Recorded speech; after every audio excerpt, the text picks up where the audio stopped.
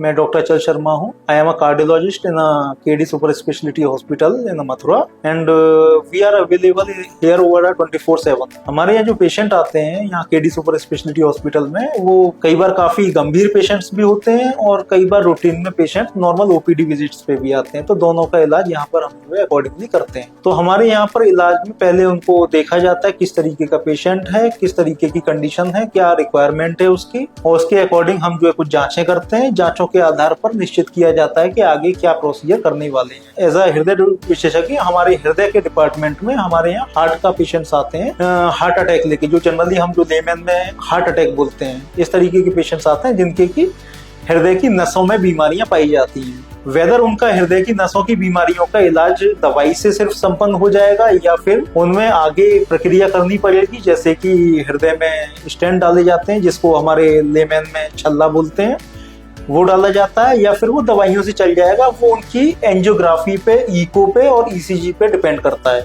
तो पेशेंट्स हमारे यहाँ जब आते हैं तो हम लोग इनिशियली ईसीजी से स्टार्ट करते हैं और फिर इकोकार्डियोग्राफी करते हैं, और जरूरत पड़ने पर हम एंजियोग्राफी और उससे आगे छल्ला डालने की नौबती आती है तो छल्ला भी डालते हैं।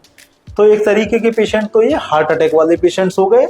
दूसरे कुछ पेशेंट्स होते हैं जिनमें की हृदय की गति कम होने की वजह से उनमें पेसमेकर वगैरह भी डाला जाता है। तो ऐसी कंडीशन में भी हम लोग पेशेंट्स को पेसमेकर वगैरह डालते हैं, जो कि जनरली गिडीनेस, ब्लैकआउट्स वगैरह, बेहोशी वगैरह का जो है ज्यादा की समस्याएं लेकर आते हैं। जो तो इस तरीके के पेशेंट और अन्य पेशेंट होते हैं जो कि जिनको हार्ट फेलर वाला पेशेंट बोला जाता है।